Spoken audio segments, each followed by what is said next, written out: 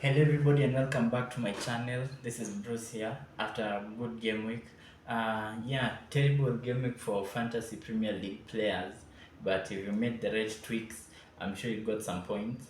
I'm here to talk about this beautiful game of football and how VAR is ruining it for us. I'm here to talk about, it's been a while since I recorded a video, but hey, it's just a starting channel.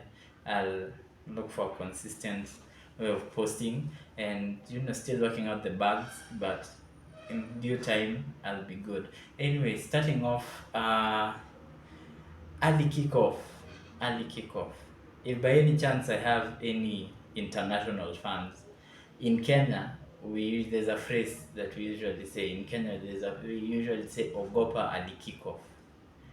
If I translate it to English, it's fear early kickoff, but ogopa early kickoff, because in recent history early kickoff has been I don't know what it is about early kickoff, but early kickoff early kickoff matches have had a way of like entertaining us as fans. Woe unto you if your team has an early kickoff fixture, but then to the neutral fan like myself, early kickoff usually delivers very well. A lot of the times delivers very well. And this week's early kickoff was Liverpool West Ham.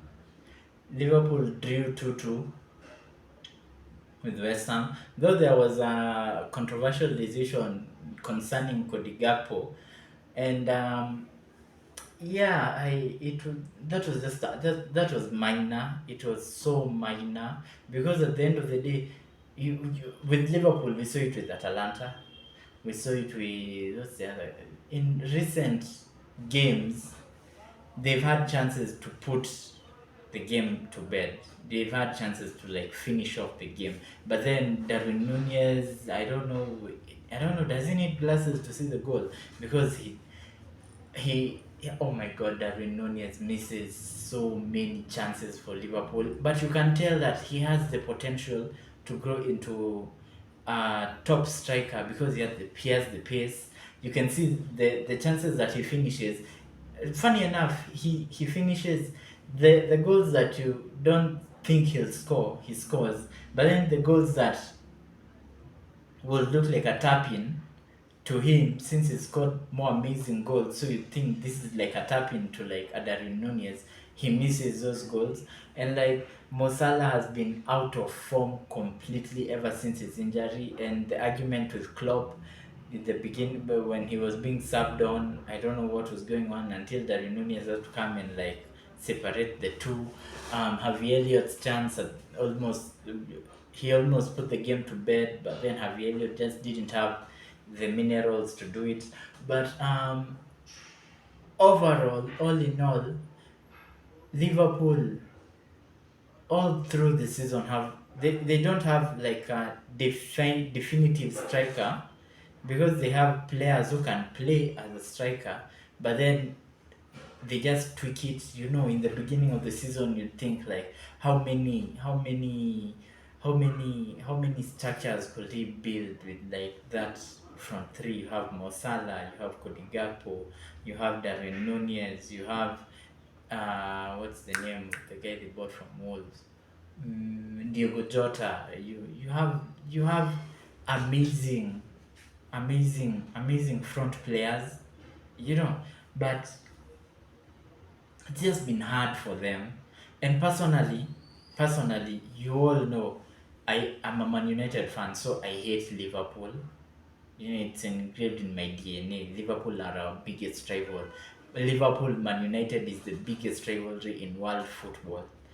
So this is coming from a place of bitterness and jealousy, but I have to acknowledge that I think in Mo Salah, Liverpool have one of the best players in the world in Mo Salah. But then so many Liverpool fans criticize Mo Salah, and I'm like, I don't see it. I would kill to have Mo Salah. Mo Salah walk straight into my team, because despite his skill and technical ability, he also tracks back. He puts in the work for the team. He defends. He does everything. But I think it's the same way that a Liverpool fan will come tell me that Marcus Rashford is a very good player when I watch Man United day in, day out. And I literally do. I talk to so many fans of other football teams. I'm almost always surrounded by Arsenal. In my circle, there's always an Arsenal fan. So I think that's why Arsenal has quite a soft spot. I don't really hate Arsenal, but I don't mind Arsenal, but I don't really hate Arsenal, if you understand what I'm saying. But with Liverpool and Arsenal fans and Chelsea fans will come tell me that Marcus Rashford is a very talented player. Not denying Marcus Rashford is a very talented player. No problem. I agree with that. But he doesn't put in the work that is supposed to be put in. That's just my woe with Marcus Rashford. When you're not playing well, at least put in the effort. Run. Marcus Rashford doesn't track back. He doesn't 50-50. Okay, I understand because of his back injury. 50-50 tackles, 50-50 challenges, he pulls out of them. I get it. Because of his back injury. That's the same injury that affected what's his name? Robin Van Persie's injury. So a back injury feeds into your psyche, and I understand. But then track back. Do the basics, run, look for the ball. Marcus Rashford doesn't do that. And that is the talent is there. He's a very talented player. And on his day, you'd put him up there with the kinds of Mbappe and like a Vinicius Jr. on his day. But then the difference between Mbappe and Vinicius Jr. and Marcus Rashford is that Vinicius Jr. and Vinicius Jr. and Mbappe are are more consistent. They do that so many times. But then with Marcus Rashford, it is on his day. Consistency is key. And personally, I think I digress, but I was talking about Liverpool. With Mo Salah, Liverpool have one of the best players in the world in Mo Salah. I don't even know why he hasn't been in contention for like Ballon d'Ors and all those accolades. But in my opinion, Mo Salah is one of the best players. But you listen to how Liverpool fans slag him off. Whew. I don't know. I don't know. But hey, I'm a Man United fan. He's your player. I guess you're right. Yeah, so it was a thrilling encounter, 2-2. I think that's Liverpool out of the title race because Man City don't look like dropping points. Their last games, I think they have Wolves, Fulham, Tottenham, and what's their last game? I don't really remember their last game, but they are all winnable games. You look at Arsenal have Man United. I think they have No, they are done with Brighton. What teams do Arsenal have? I don't know, but it may come if City drop points, which they don't look like. But then I watched the Nottingham Forest Man City game, and Nottingham Forest came out swinging. I mean, the balls on Nottingham Forest, they just came out like, we don't care what team you are. You're Man City, we are coming for you. And they came out swinging. In the beginning of the game, they had a chance. Chris Wood had a couple of chances. They had chances to finish the game off, but then they didn't. And Man City just looked like a team that, even you look at the players and the way they play as if it's like engraved in them. It's like, we'll win this game. They're so casual, and their casualty, their level, the team in general is so good that they look like they're playing casually, but then their casual play looks amazing. And that's just a testament to what Pep has built. I can give you 115 reasons why he has done that. But despite the 115 is not on Pep, and it's not on the players, it's on the management. You look, if you are okay, if you are Pep and you are offered some of the best players in the world, Doesn't matter where the money is coming from, and you are given, what will you do? It's not in my power. It's not Pep's fault that they have 115 charges against them. It's not Haaland's and Kevin De Bruyne's fault that they have 115 financial fair play breaches. That is on the management. But then on what is on Pep and the players is how they play. They are very talented players, but then you look at how much they run and look for that ball, the relentless nature of Man City. Oh my god. They Kevin De Bruyne, in my opinion, is the best number 10 in the world. Best number 10 in the world, arguably. You could put Jude Bellingham in the same conversation, but then you look at when they clashed Man City, Man City against Real Madrid in the Champions League. Jude Bellingham was not there, was not visible, didn't do anything. So I think it's down to like Kevin De Bruyne is the best number 10 in the world. And you look at every time Kevin De Bruyne loses the ball, he goes hunting for it. He doesn't stop looking for that ball. That is something I admire with Man City players.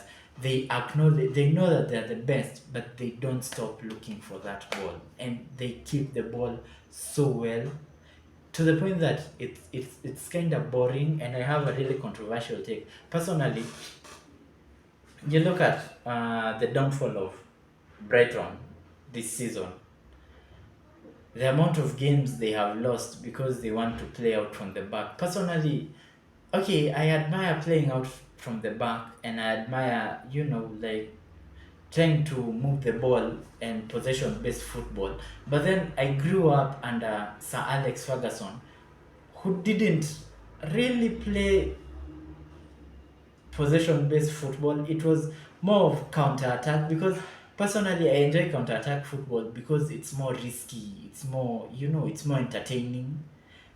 Possession based football is like probing and probing and probing and like passing it back, keeping the ball. Possession based football doesn't have a lot of risk taking. So that's why I prefer counter attacking football, watching counter attacking football, than possession based football. And Brighton, the amount of goals they've conceded this season because of trying to play out from the back, oh my god. All 3 goals from Bournemouth came from Brighton trying to play out from the back. And this is a phrase I've had in football for quite some time. When in doubt, boot it out. That is I don't know if I'm the only person who's had that phrase, but yeah, I believe when in doubt, boot it out. It's not a must that you have to play out from the back all the time. It's I don't know. Anyway, that's that. I saw Arsenal absolutely dominate Tottenham in the North London derby. And when Arsenal started that game, you could tell that these guys, they were focused, they were drilled. It was not the Arsenal of last season. You could tell that they are not taking any chances in dropping the ball with the remaining matches.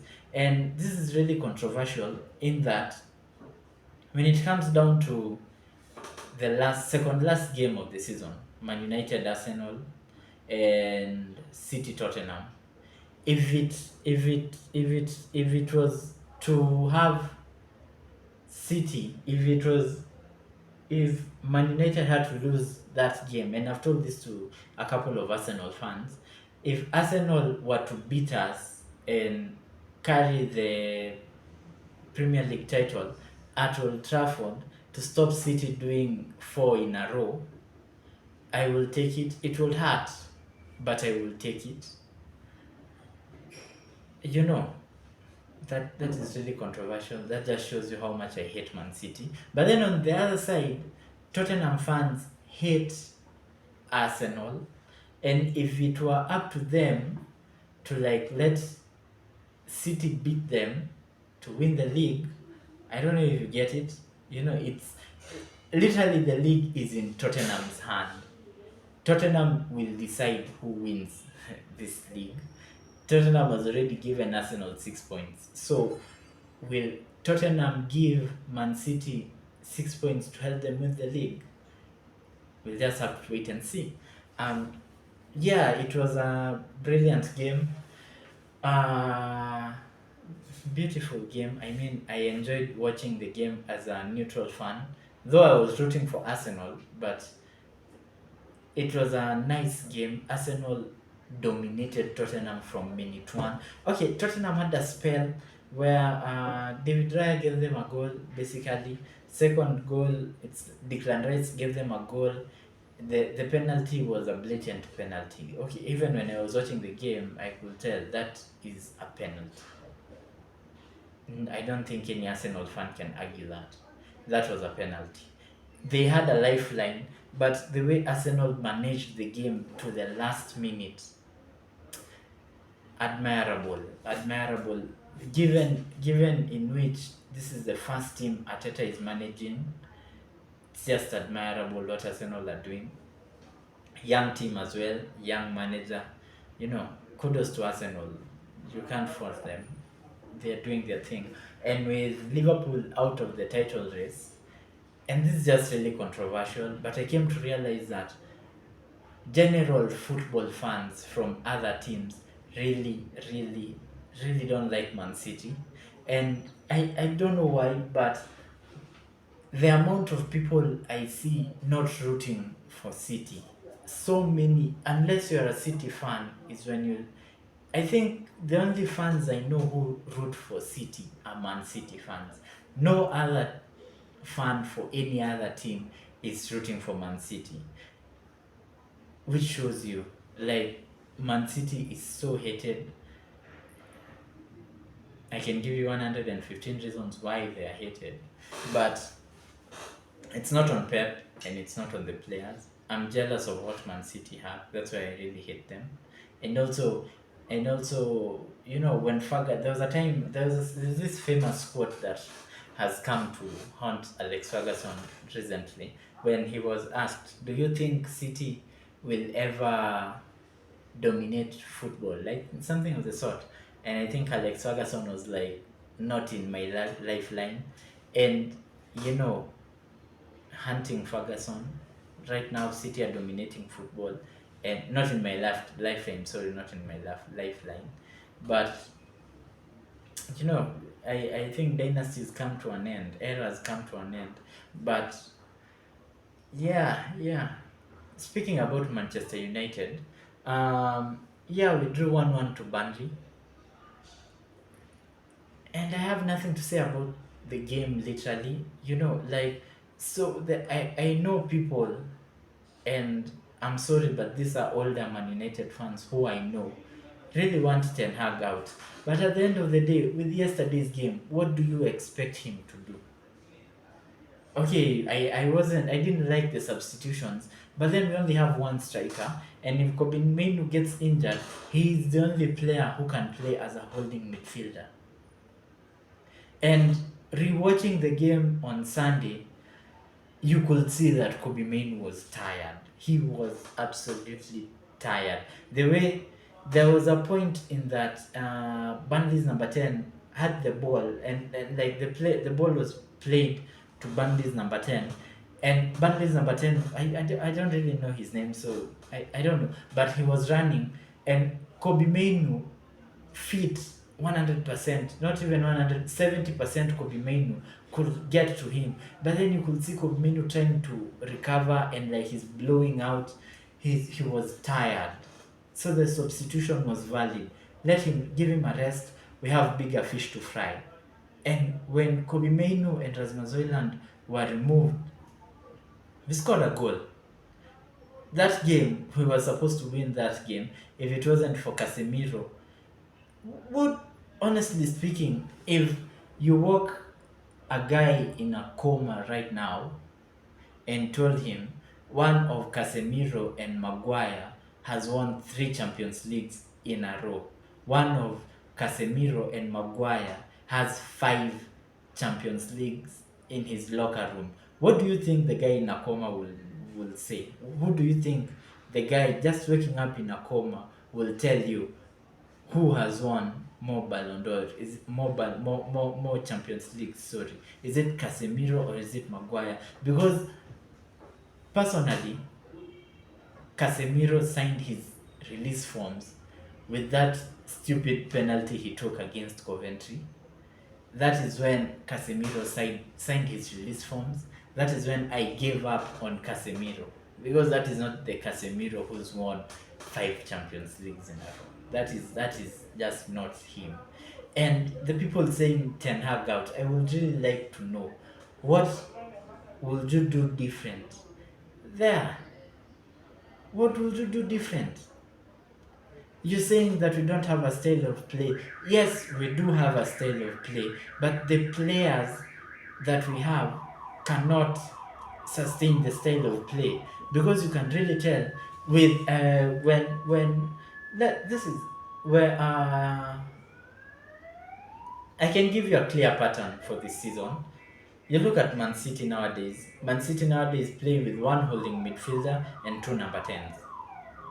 If I'm wrong, tell me I'm wrong.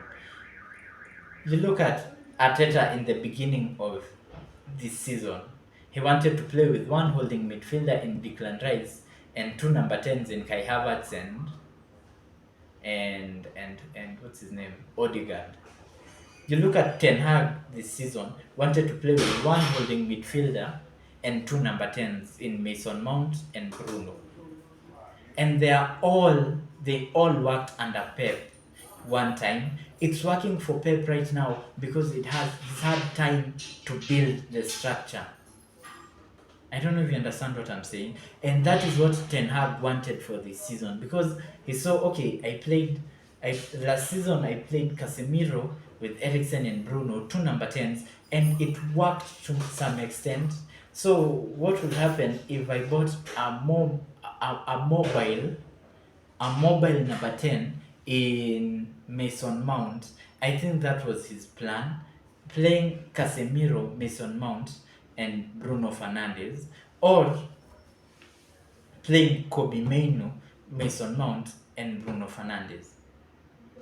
Because it's working for City, but then City has had time to build it, and you look at City's bench, if it doesn't work, you have a Kovacic to throw in.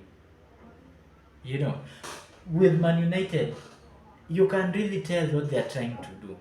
He sets up a press in that there's a forward press.